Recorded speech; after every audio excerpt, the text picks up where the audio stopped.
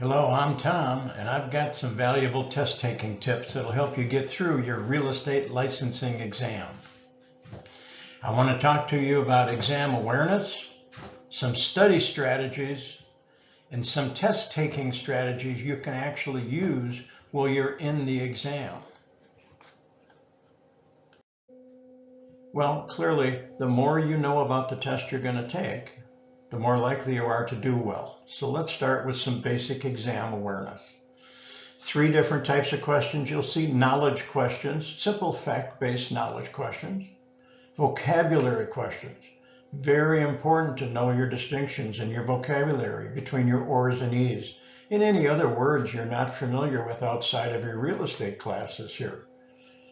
And they'll set up several scenario questions. They'll put an agent in a certain situation, describe it to you, and then ask you, what should the agent do next? I call those the connect the dots questions. They'll give you certain items of information and you need to connect the dots to determine the best action for the agent to take. Most of your multiple choice questions will be except questions. All of the following apply except you're looking for the one that's false. The other type of question to really watch out for, I call a double negative except question. They used to drive me crazy, still do. You need to read them carefully. Here's an example and listen carefully. All of the following items do not apply except. Well, what are they looking for? They're looking for the item that does apply. They're looking for the true statement out of those. So watch for those carefully. The other thing they'll do in several questions is add superfluous facts, things you don't need to know to answer the question properly. Really pay attention to those, because if you're thinking, why do I need to know that to answer the question? You probably don't. But they're putting those types of questions in there for one clear reason, and that's at the bottom of the slide. You need to be aware that this test you're going to take is as much a fact-based knowledge test as it is a reading comprehension test. They know we as agents are responsible to read and review documents with our clients, and they want to make sure you can at least read a test question clearly to make sure you know how to get the right answer. So be aware, reading comprehension test, take your time and read through all of your test questions very carefully. One of my favorite study strategies for you is to write out lists as you're doing your reviews. Physically put pen to paper and make lists. It's been proven over the years that if you write something down, you're 80% more likely to recall it when you need to. So what better way to study for your exam? Types of lists I'm talking about, our first type I've got here is a word association list. Make lists of the 3, let's say, legal descriptions I have there. 3 different types of legal descriptions and what particular words are associated with each type of legal description. And the same thing for appraisers. Methods evaluation, there's 3 of them. Which words are associated with each method evaluation? Government rights, you've got 4 government rights, correct? Remember PETE, P-E-T-E. Questions on the test will go like this. Which government right involves zoning laws? Well, that'll be police power. That'll be the P in PETE. But if you make a list, it's much easier for you to recall those when you get into the exam. Same thing with valuation methods. Which valuation method uses NOI and cap rates? Well, that'll be the income approach used by appraisers for investment property. Legal descriptions, they could easily say which legal description uses measurements and compass degrees. Well, that'll be meets and bounds. You get the idea. And all the way through your studying, if you make lists and words associated with each topic, you're much more likely to recall them. The other type of list I like is examples. Anytime in your review of your work, you see that the coursework is giving you an example of something.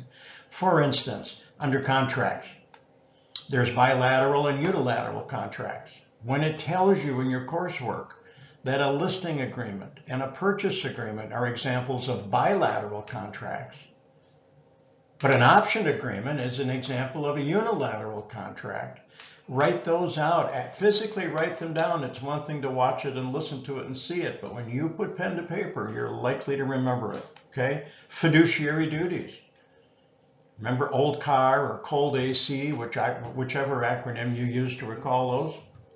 It's a good thing to know what they are, but you'll need an example of these because you'll see examples in the test. I'll give you a quick example right here.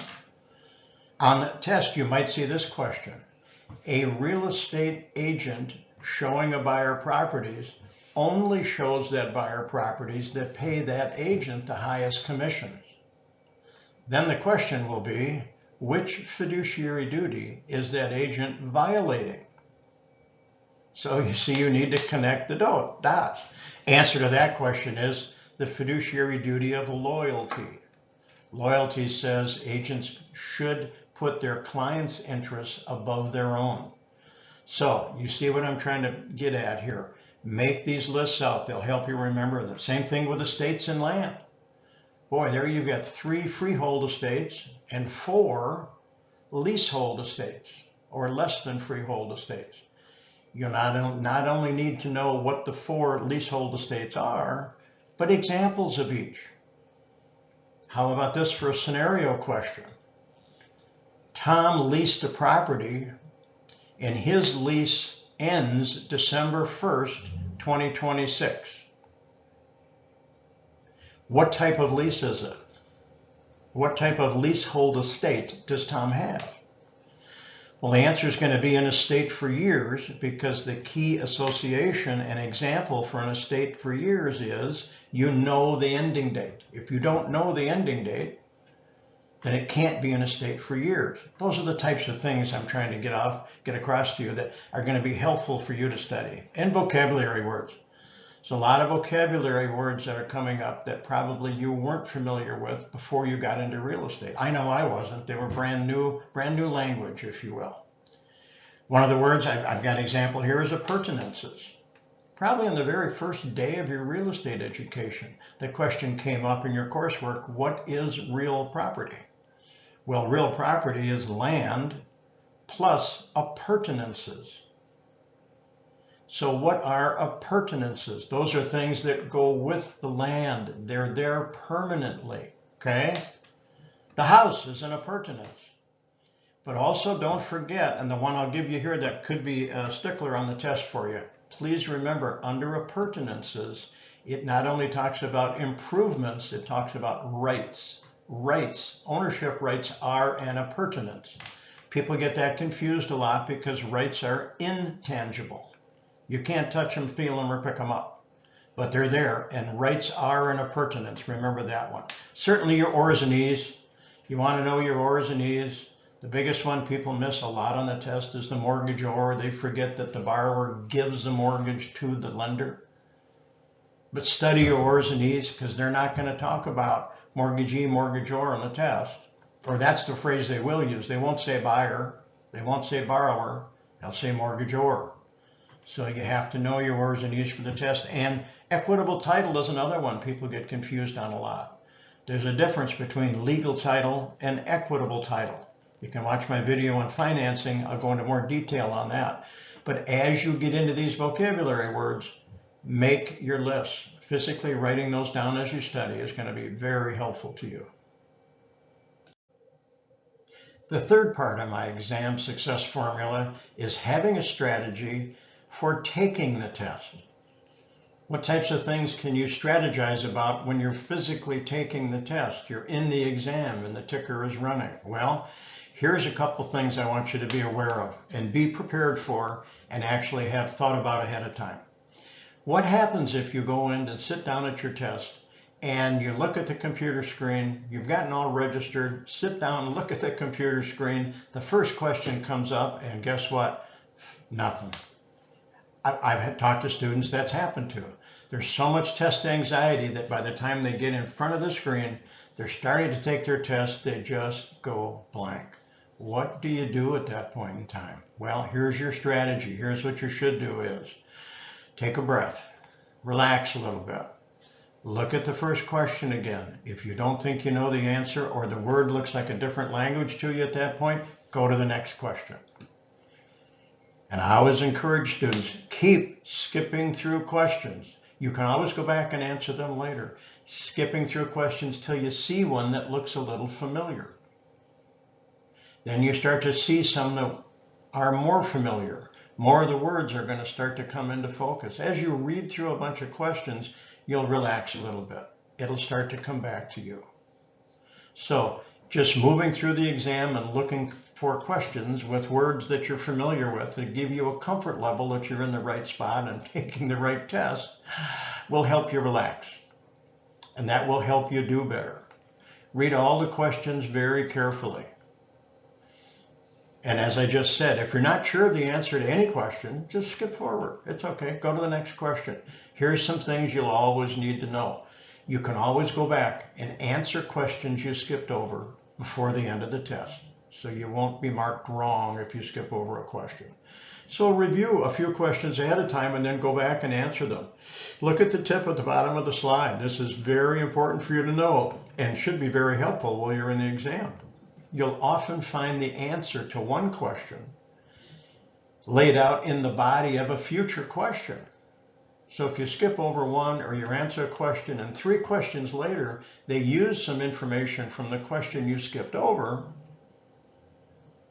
well, guess what? You can go back and change your answer before you log out of the test. Or they'll give you, if you haven't answered it yet, they'll have the answer that will come up in one of those questions. So just be aware, you'll see answers to some questions in the body of future questions. The final part of my exam success formula is for you to get a positive attitude. I've talked to too many students over the years, particularly when we taught live classes, who used to tell me, Tom, there's just too much information here. I'll take the test, but I know I'm going to fail it. Well, guess what happened when they took it? They failed it the first time. They passed eventually, it's 2 or 3 tries, but don't go in with a negative attitude. I always like to say a positive attitude for you going into the exam is your best asset. It's your best chance at passing the exam. You've studied hard. You've done a lot of the work. Most everybody else who takes the test passes it on their first try. There's no reason you shouldn't. So please keep a positive attitude. Keep telling yourself you know you're going to pass. Now that's not a guarantee it's going to work, but it's going to put you in a much better place than if you keep telling yourself you're probably going to fail. That's an easy out for you. Don't do that. Keep telling yourself you're going to pass. My favorite quote from Henry Ford is at the bottom. Whether you think you can or you can't, you're right. Stay positive. I really hope you found that information helpful about taking your exam. For more details or when you review, you can see my 10 full lessons that are out there. They're all listed below. These are all 10 topics that are covered on the national exam for the real estate licensing salesperson license. I've got a video of each 10 of those. They're on the full lesson playlist, and I have several topical short videos that drill down on some of the specific topics we've talked about today. So with that in mind, I wish you all the success in your test and in your career. If you like this video, please click down below. Feel free to share, subscribe, or comment.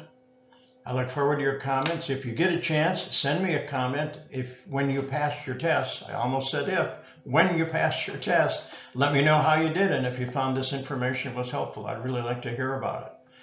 With that in mind, good luck and pass those exams.